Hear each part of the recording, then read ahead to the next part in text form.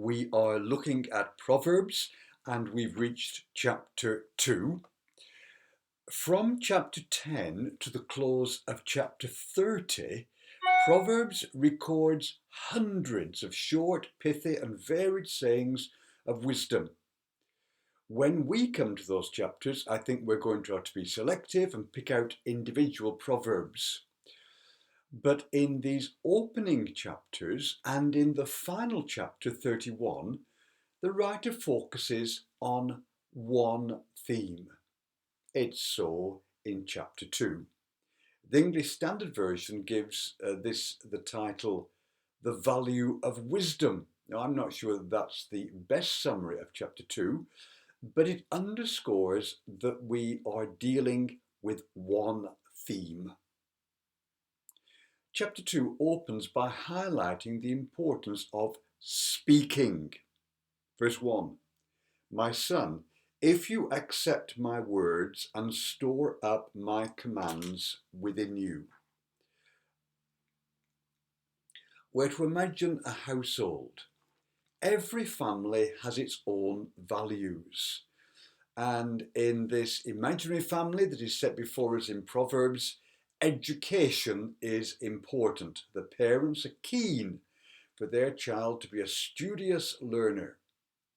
In my years in education, I quickly realised that the biggest influence on a child's development was the home, where parents valued learning and provided a learning environment for their child. That child tended to value school and thrive at school. Here in our imaginary household, a specific type of learning is valued above all others. Put together verse 1 and verse 5. My son, if you accept my words and store up my commands within you, then you will understand the fear of the Lord and find the knowledge of God. The first concern of these parents in this family are for their child to know and honour God. A word to parents. What do you most desire for your child? A word to grandparents. For what do you pray when you pray for your family? Now, I know you'll have many concerns, but is the soul welfare, soul, S-O-U-L, is the soul welfare of your children and grandchildren uttermost amongst them? I have a friend who's a retired GP. He sits on a number of committees. He established and continues to act as trustee for a charity dealing with patients with substance abuse, is heavily involved in an international missionary society, gives himself unstintingly to the work in his own church, and is widely known, involved and respected for his involvement in other Christian enterprises across West Yorkshire. A busy man. He still found time to prepare and share Bible stories for his grandchildren, playing his part in their Christian upbringing. Speaking. Proverbs 2 is also about listening. Here verses 1 to 5. My son, if you accept my words and store up my commands within you, turning your ear to wisdom and applying your heart to understanding, and if you call out for insight and cry aloud for understanding, and if you look for it as for silver and search for it as for hidden treasure, then you will understand the fear of the Lord and find the knowledge of God. If you treasure in your heart, if you make your ear attentive, if you incline your heart, these are things the child is to do. If you ask, if you seek, if you search for understanding, verses 3 and 4, if you ask and seek and search for them as diligently as you would for treasure or for the latest Xbox, you see, there's a responsibility laid on the child. Some children are the most reluctant learners. At home, they can be far keener to watch the latest superhero cartoon than they are to read. At school, they talk to friends and are on the lookout for distraction rather than being eager to listen. The eager learner will wait at the end of class to see the teacher and ask for additional explanation if there's something they haven't understood. Good learning places a responsibility on the child. Similarly, with spiritual things, progress is not only about parents giving spiritual opportunity. A child must be responsive. A word to children: hear. Chapter 2 next speaks about the part the Lord plays in spiritual learning. Verse 6, for the Lord gives wisdom, and from his mouth come knowledge and understanding.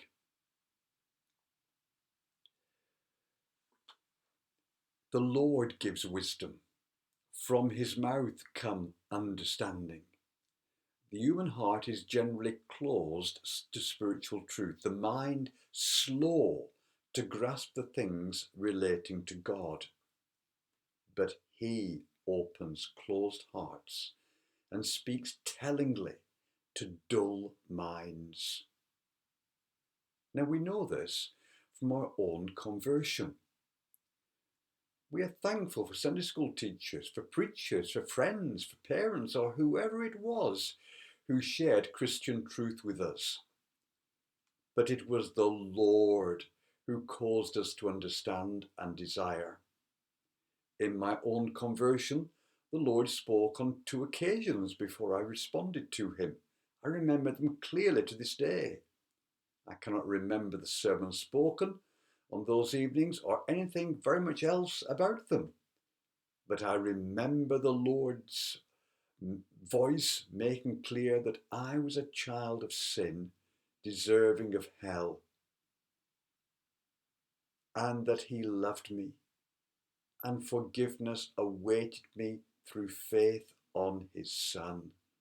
I remember his words in my heart and my mind. I remember that.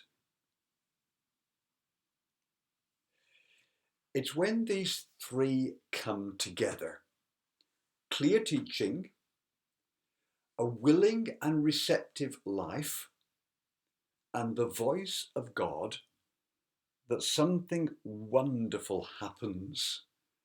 Lives are transformed.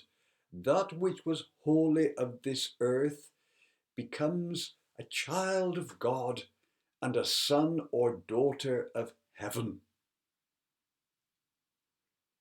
This transformation has 2 key thrusts, and these thrusts will be true of everyone who belongs to him.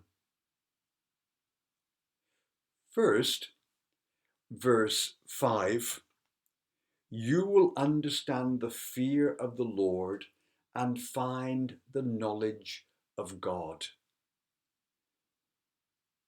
A person who's become a child of God will fear God.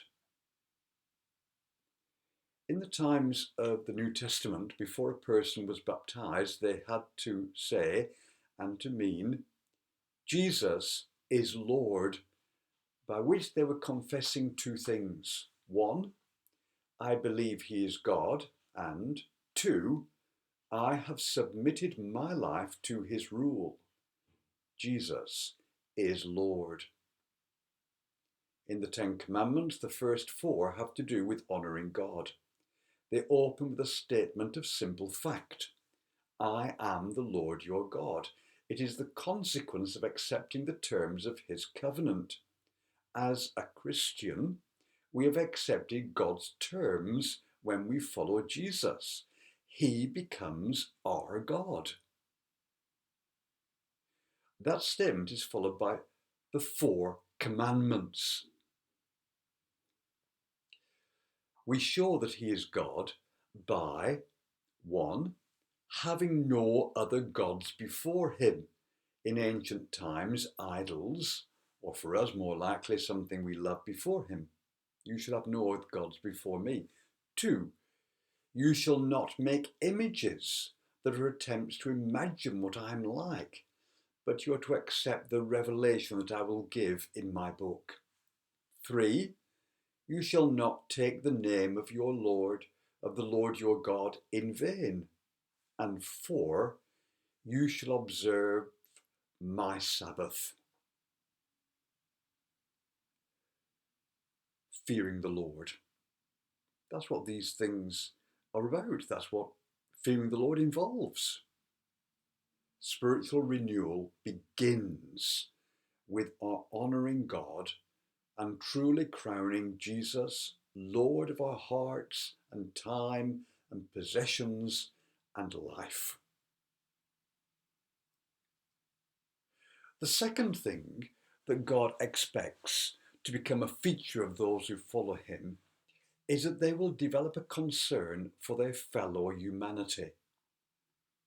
Commandments 5 to 10 in the Ten Commandments deal with our life in society, how we relate to one another. The terms God sets his followers begin with our honouring him, Commandments 1 to 4, and then require that we honour one another, Commandments 5 to 10. It is to this aspect of wise living that Proverbs 2 turns and a theme it develops in verses 9 to 19. We're going to break them into small chunks. Here, verses 9 to 11.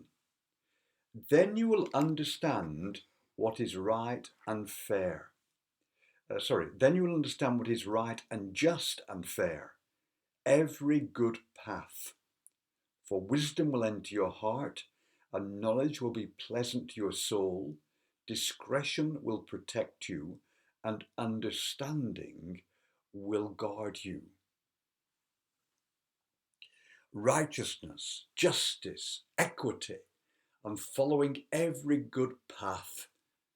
These are the things that will matter to my children, says God the Father. When a person honours God by setting Jesus as Lord, they develop a social conscience. The most vulnerable begin to matter to them. Verse 11 uses the word discretion. It will guard our tongues, thoughts, and behaviour. And we're given two examples of what this might look like. Here, verses 12 to 15. Wisdom will save you from the ways of wicked men, from men whose words are perverse, who leave the straight paths to walk in dark ways, who delight in doing wrong and rejoice in the perverseness of evil, whose paths are crooked and who are devious in their ways. In other words, those who want to honour God will not entertain the companionship of those who think nothing of evil, whose ways are dark, perverse, crooked, devious. We might have to live amongst them and work with them, but we will not be their friends or accommodate their ways. The second example is given in verses 16 to 19. It will save you also from the adulteress, from the wayward wife with her seductive words, who has left the partner of her youth and ignored the covenant she made before God. For her house leads to death, and her paths to the spirits of the dead. None who go to her return or retain the paths of life. These verses are about more than fornication. They're about the integrity of marriage and the family. Family life lies at the centre of a healthy society, and therefore it will be the main focus for Satan in his attempt to corrupt and destroy all that is of God and is intended for our good. He'll come from different angles, but all will be designed to lessen marriage and family ties. The priority of faithfulness and family. Before we move from verses 16 to 19, we need to note that Proverbs here focuses on the predatory woman. Such women exist, but they're only half the problem. The other half, the other part of the equation, is the weak-willed or predatory and faithless man.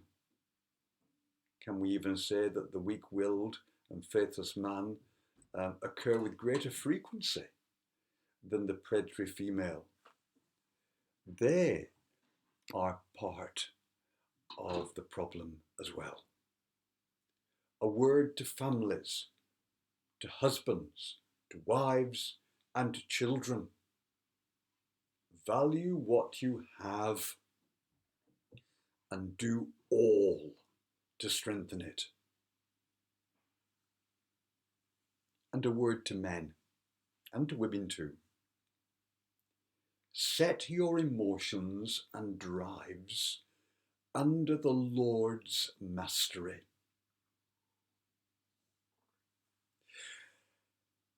Let's draw all this to a close. We have been considering the wise life.